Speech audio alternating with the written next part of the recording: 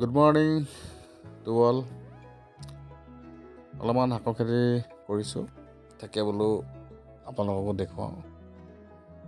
সেইকাৰণে ৰাতিপুৱাই ওলাই আহিলোঁ ভিডিঅ' বনাই। এই আমাৰ পদূলিটো মই আমাৰ গাঁৱৰ মূল পথটোৰ ফালে বৰ্তমান গৈ আছোঁ ঘৰৰ পৰা ওলাই। সৰুটো যে দেখিছে সেইটোৱে আমাৰ গাঁৱলৈ সোমোৱা মূল পথটো। আৰু এইটো মূল পথ পালোঁ, এইফালে আমাৰ গাঁৱৰ মাজলৈ সোমাই যাব পাৰি বা অন্যান্য ঠাইলৈও এই পথটোৰে যাব পৰা যায়। আৰু এইফালে আমাৰ তিনিআলিলৈ যোৱা পথ। মই এটা পাক মাৰি আহিলোঁ। এতিয়া মই য'ত খেতি কৰিছোঁ আপোনালোকক সেই ঠাইলৈ লৈ যাম। আপোনালোকেও চাব কিনো খেতি কৰিছোঁ মই।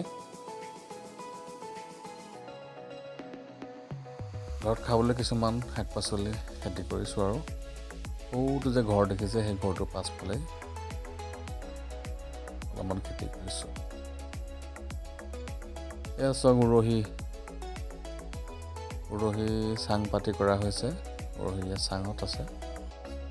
ইয়াত দুই ধৰণৰ উৰহি আছে, এবিধ দীঘলীয়া আৰু আনবিধ চেপেটা।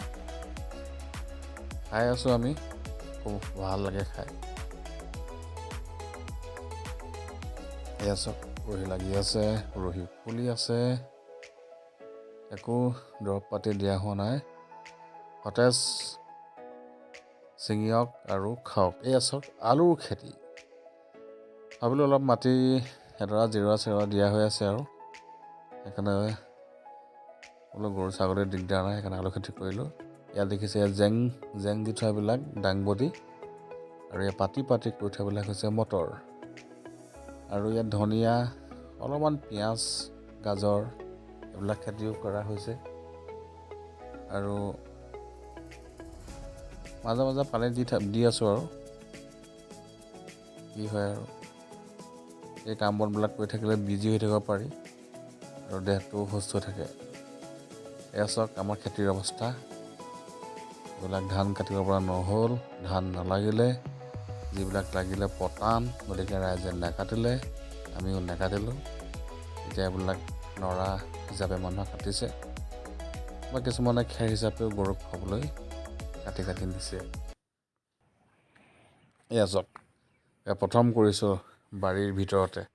তামোল গছবিলাক সৰু হৈ আছে, সেইটো কাৰণে ভোট জলকীয়া খেতি। প্ৰায় 350 পুলি লগোৱা হৈছে। কি হয় নাজানো, ক'ৰ পানী ক'ত যায়, কিন্তু দেখাক দেখিলে উঠিলগা কেতুৱে বোলে মোকো খা, বেলেগে কৰা দেখি মোৰ কৰিবলৈ মন গ'ল। সেইকাৰণে প্ৰথমবাৰৰ বাবে চেষ্টা কৰিছোঁ, কি হয় নাজানো আৰু দেখা যাওক কি হয়। ভিডিঅ'বিলাক চাই থাকিব, ধন্যবাদ।